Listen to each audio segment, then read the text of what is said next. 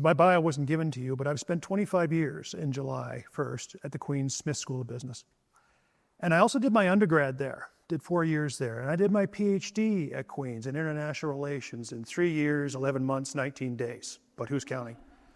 I've invested 30 years of my life into this one institution. And a bunch of you out there might wonder, why did you do that? I think the answer is in front of me. No, Queen's is a place that does things that matter, and it just matters that you come out tonight. And it is a place that Warren just mentioned where national or issues of national importance. Queen's is not a local, small Ontario university. It's a national institution that talks about issues that matter to the country. And as long as it does that, I think that's a pretty good place to spend a career. And I'm going to contribute to it the way that I can. And the way that I've been doing it lately, and far more relevantly than I ever wanted it to be, is in the politics and geopolitics of energy. So I'm going to walk you through that for the next 15 or 17 minutes, at least where I've gone, where I've come from, and where I'm going. And I like politics a lot because it's messy, right? It isn't scientific. You do polling and you think about where things are going, but at the end of the day, people make voting decisions for all kinds of reasons, and a lot of the reasons that they do is how they feel. So I ask you, how you feeling? All right, there's a bunch of people not 2 weeks ago in the best country in the world, rated, habitually the best country in the world, that want to leave. All right, that was just, I don't know where it was, but it wasn't far from here that this gathering took place. We've got division, historical division over the past few days or few years. We have got war. And one of the things I'm interested about energy, as I walk about earlier, is it infects, poisons, contributes to just about every geopolitical conflict you can name, which is why I got interested in it. I guess that's a little weird on my part, but you'll get used to that if you get to know me. And thirdly, this is what came across my desk like 2 weeks ago. And my feed, I haven't even had my coffee yet, and the map reveals the world's safest countries to be in World War III breaks out. All right, and that's what I'm getting before 7 o'clock in the morning. And of course, Hollywood, which is supposed to, lighten your mood. How does it respond to all of this? It gives you, as Warren talked about, your sequel. Louder, more chaotic than the first, with higher body counts. And this is where we're at. And I get to explain all this, all right, in 15 to 18 minutes. But what this indicates to me is how are people feeling? And they're feeling scared. They're feeling uncertain. They're feeling worried about their future, particularly their kids' future, something I could attest to very personally. And they're worried about the future of their country. And what happens when people vote in that mindset? Well, they're under stress. Their attention narrows. They focus on people who believe the same things they do and look for a group, a tribe. And they exclude others who think things differently, and portray those others not as just people with different opinions, but as people who could be borderline enemies, right? And I feel that this conversation on energy for the past 5 years in particular has been typified exactly that. So the first political challenge, like any leader has to mean, is to calm people down. All right, let's have a rational-based discussion on facts and talk about how we can collectively navigate for this thing we all love called Canada. So that's the first topic I want to argue is that we need to be doing more of that. And Queen's is hopefully the best place to do it. Now, when you talk about a controversial topic, this is where you start. You want to explain to people, where am I coming from? So I'm going to tell you, I'm coming from Cochrane. Yeah. 18 years of my life I spent there. And it was different then than it is now. I left, there was 4,000 people. Today it's 40,000. In fact, the town began to grow just about the time I left. But I don't know, it has nothing to do with me. But it was a different town, and I would be playing hockey, and I'd be driving up there, and the farmers would come in, ranchers driving, and they would have gun racks with real guns in them, in the back of their car, just right there. It's perfectly natural. And I'm following this guy to the hockey game, and on the back is this infamous bumper sticker: "Let the eastern bastards freeze in the dark." This is 1978. Okay, I'm getting that. So, okay, this guy's got a gun, hates the Eastern bastards. Guess what? I'm going to become one. I'm going to go to Queens, and this is the time they talk about that. And I will point out that we are Central Canadian bastards now. All right, the Eastern ones are the Maritimes. They get really mad when we don't put them that sort of way. And when I got to Queens, and I've been teaching, the course I just finished teaching for our MBA program under Kerry Reagan's directorship, was geopolitics and global business. And I teach business, government, and the international economy. And what I was seeing about 5 years ago, and not just in our domestic students, but also in the mass numbers of international students we were carrying in, is two things. One was a real animosity built in. They were looking at me like they hated me on the first day. And usually it takes 6 weeks before people, think that about me.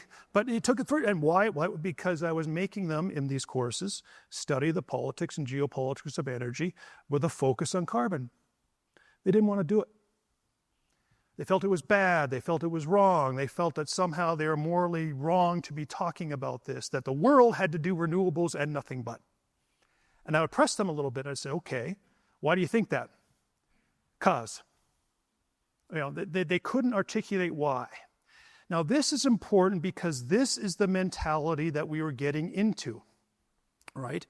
We've got a built-in animosity, and that's why I wrote that book, Profits and Power, Navigating the Politics and Geopolitics of Oil. Now, I talked earlier about their friends on the bumper stickers because this is an old problem that's 45 years in the making. Now, I know our new energy minister came to town about 10 days ago, and he said all the right things. I'm not from here. We're going to build stuff. We listen and we care. We had a throne speech just yesterday talking about the right things, right? But this is 45 years of people's feelings about being ignored and not being taken seriously. And I consulted that wisdom of all things good, Dr. Phil, right? He told me that you need 5 positive interactions to counteract every negative interaction in a long-running successful relationship, 5 to 7. So Mr. Hodgson's going to have to make about 1,000 more speeches, all right, to get over what some of people are actually feeling. But ultimately, it's not really about what people are feeling or saying. It's what I'm going to do. That's what people measure things by, is how or what are we going to do is what we care about. So let's talk about that. Now, we can get into the specifics of what we're going to do politically in the debate a little bit later, but I want to give us, whatever we do, we got a basis on a theory of reality, not a theory, a facts of reality of what we're actually facing. So this is the first thing I usually start with my students, is they're unaware of this. The global demand for energy is insatiable and is not going to stop in your working lifetime. In 1973, the world used about 6 billion tons of oil equivalent. This is everything. Electricity, transport, making stuff, right? That's what we did in 1973. 50 years later, we have more than doubled the energy demand of the globe. So it's now well over 14. This is 2023 data. It's going up. All right. So we have a pie that's more than twice as big. And in that period of time, coal has actually increased its percentage of a much broader pie, not decreased. Now we've made, if you want to talk about decreasing use of carbon, we've made some progress in oil. We use less oil as a percentage, but it's still a very large percentage of a very large pie. Natural gas, as Warren was talking about, often used now primarily to perhaps lower the use of coal for electricity plants. Nuclear, hydro, biofuels, another. Put simply, in 1973, the world consumed about 87% of its energy came from carbon-based resources. 50 years later, the percentage now is 81. We've dropped it by 6% in 50 years, and it's a much, much broader pie. So when you're talking about, there's 2 conclusions that came from this. One is, when you're talking about energy transitioning, it's going to be much longer, much more expensive, and is actually the wrong verbiage. And the second point, we need every ounce of energy from every source we can possibly get, and we will for as long as any of us are alive. So one of the things I think Canadians can do is stop this either-or crap. All right, we need to do it all, and we need to do it all at the best in the world. So that's the one way I'd like to change the political kind of debate in the country, is this is what we're looking at. The second thing I'd like to talk a little bit about is who uses what, okay? The world uses that. It's oil, natural gas, coal. It's basically a repeat of the previous slide. But I would argue to you, and this is really critical for Canada, that the world isn't the world. There's really at least three, right? And I've broken them down to the bottom to talk about that a little bit. There's what I call the rich countries, of which I've used the United States as a proxy, right? And they still use a lot of oil, a lot of natural gas. They've made a lot of progress dropping coal, primarily from substituting natural gas for coal in energy production or electricity production. It has not been painless.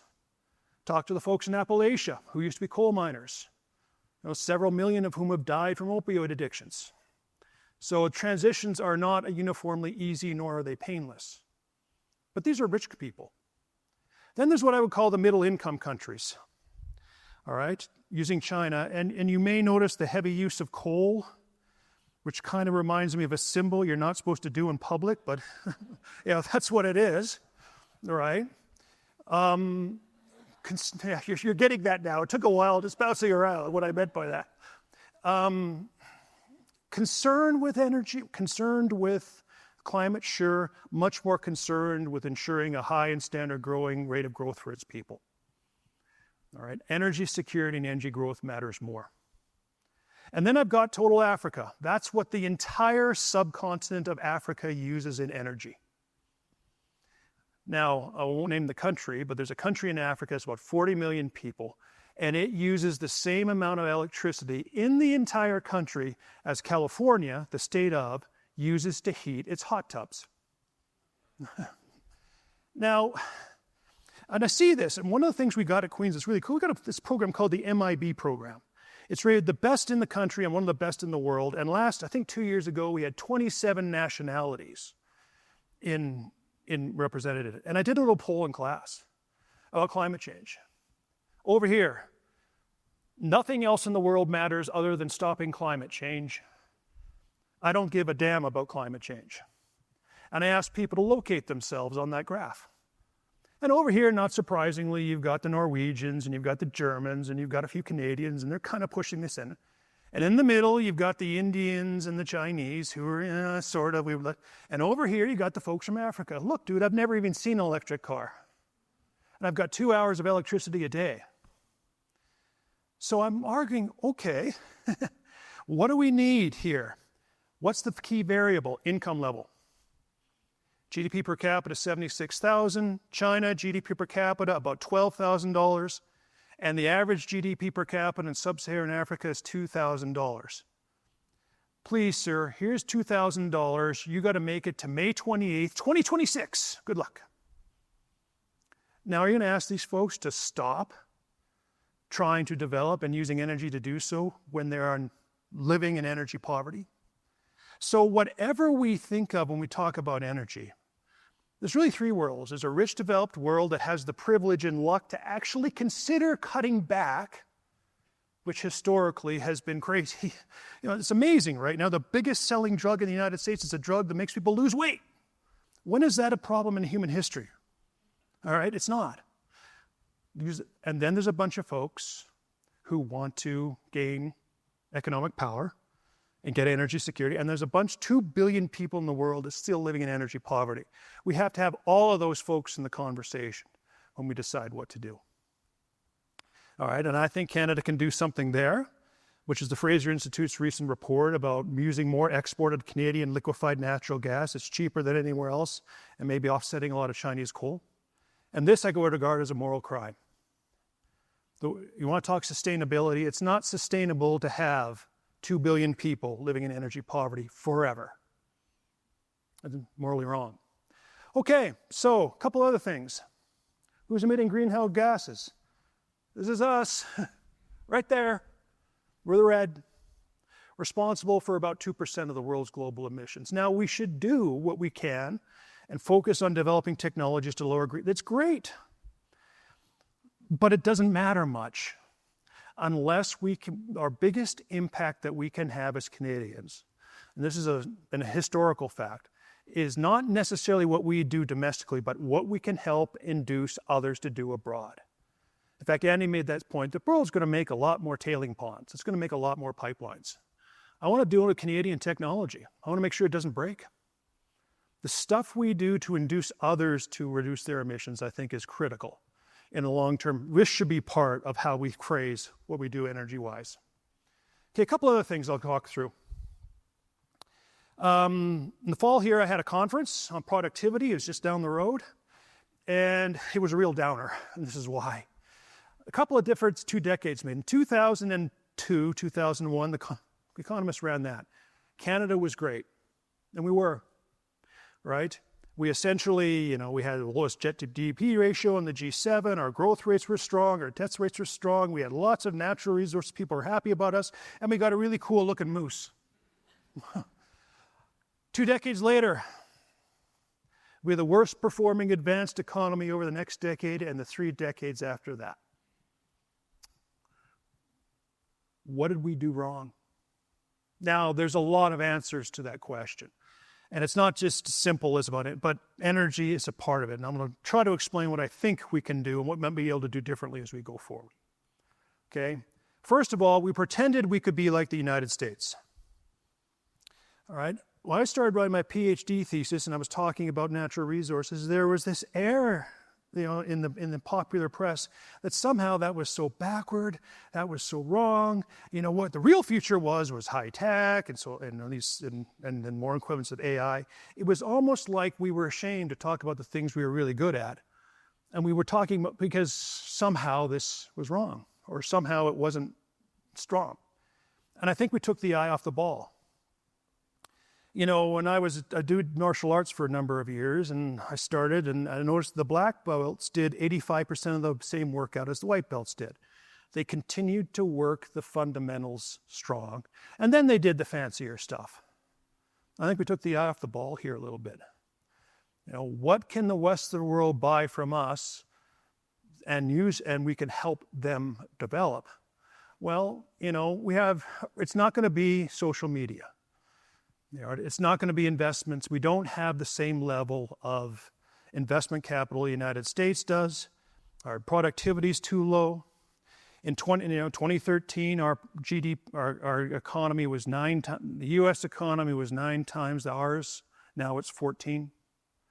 We need to revisit what it is that we lost along the way and how we can revisit getting forward. One, we can't be like that. We have to play to our strengths. 2, we're too insular. One of the things I've been preaching about in Canada for a long time is the United States is not always your friend. You may have noticed the last 4 months I was right. Sorry. All right.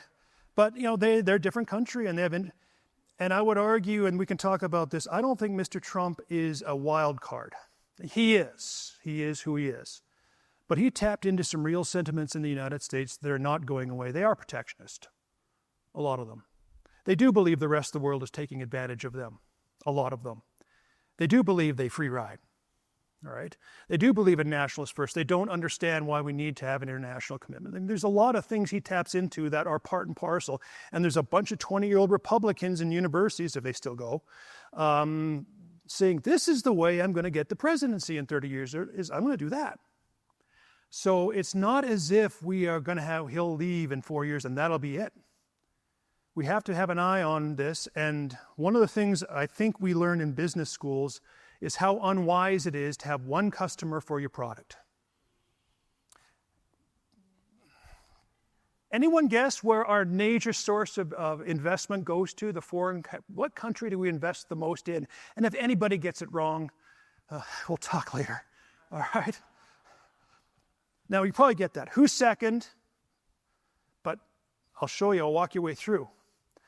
The United States and Great Britain, most people get that. Then we've got Bermuda and the Cayman Islands. My dean's a finance prof. What are we buying in Bermuda and the Cayman Islands? We can talk about that later. Then we get to the Australians and the Germans and the Japanese and the Chinese. I mean, we barely touch them, right? We are overly dependent on the United States. We haven't diversified our investment. We haven't diversified our trade. And what are the things the Germans and the Japanese are going to buy from us? Cars? Oh, they can do a lot of that themselves, maybe. Natural resources, wood, timber, minerals, all these things we've got that can foster trade relationships, diversify our trade patterns, and bear against the risk of having Donald Trump and his successors pull the same stunt. Okay, we're far too insular as a country. We need to think about globally what we're going to do. Okay, and the final thing I'll talk a little bit about, I got 2 more slides actually through, is we got to be starting talking to ourselves in an accurate perception. Okay, the world made $109 trillion of stuff last year. We made $2 trillion of that 109. That's us. That's us for population. 41 million out of 8.2 billion. Oh, I could barely find a graph that would squeeze it on. All right? Now, there are a few things that we should take some pride in that we punch above our weight. 1, Starbucks outlets. We got way more than we should. All right? We do produce 85% of the world's maple syrup. We do produce about 42% of the world's NHL hockey players. And as I've talked to my class, we are the world's #1 consumer of macaroni and cheese. Now, these are prideful things. But what does it mean to punch above our weight? We are also the world's 4th biggest producer of oil. We are also the world's 5th biggest producer of natural gas. And I would argue we could have more if we had a set of different policies over the last decade. Now, this is the one thing we talked about, trying to bring people together. I've heard 2 prime ministers use the words energy superpower. One was Stephen Harper, conservative, and Mark Carney, liberal. So clearly there's something about this that spans party lines. What does it mean? What does it mean to be a superpower? Well, it means you have power, okay. And that some people would argue it means you can just produce more and have more energy output, and that will, but that's where we start, but that's not where it ends. Is what do you use that power for? What values, to use Mr. Carney's phrase, Canadian views that we can actually use in the way we produce energy, how we sell it, that can shape a world more conducive to our interests and more reflective of what we believe ourselves to be as Canadians. That's the debate we ought to be having. And we've been having it for a century, right? In preparation for this talk, I went to Montreal. Yeah, just, I wanted to get out of the Calgary mindset. I'll go there. And I was wandering around, and by happenstance, I went to a statue of Sir Wilfrid Laurier, and I read the bottom. The governing motive of my life has been to harmonize the different elements which compose our country. Sound familiar? Yeah. This is the challenge we have as Canadians. How do we craft an economic policy that solves the very real problems that we have, that have been brought forward to us in alarming detail by Mr. Trump and others? How can we get away from the insularity that has defined our debates forever and look around about how we can impact the world in a positive direction? And how can we wrap that up in a vision of what Canada could be that we can all buy into? That's the challenge, I would argue. And my next book is called Navigating Canada's Energy Future. It's about 60,000 words into it. I hope they're the right ones. Coming to a bookstore near you somewhat soon. I started this talk by saying that Queens is a place where we have national conversations of issues of national import. This is one. And I look forward to contributing where and how I can. Thank you for your time.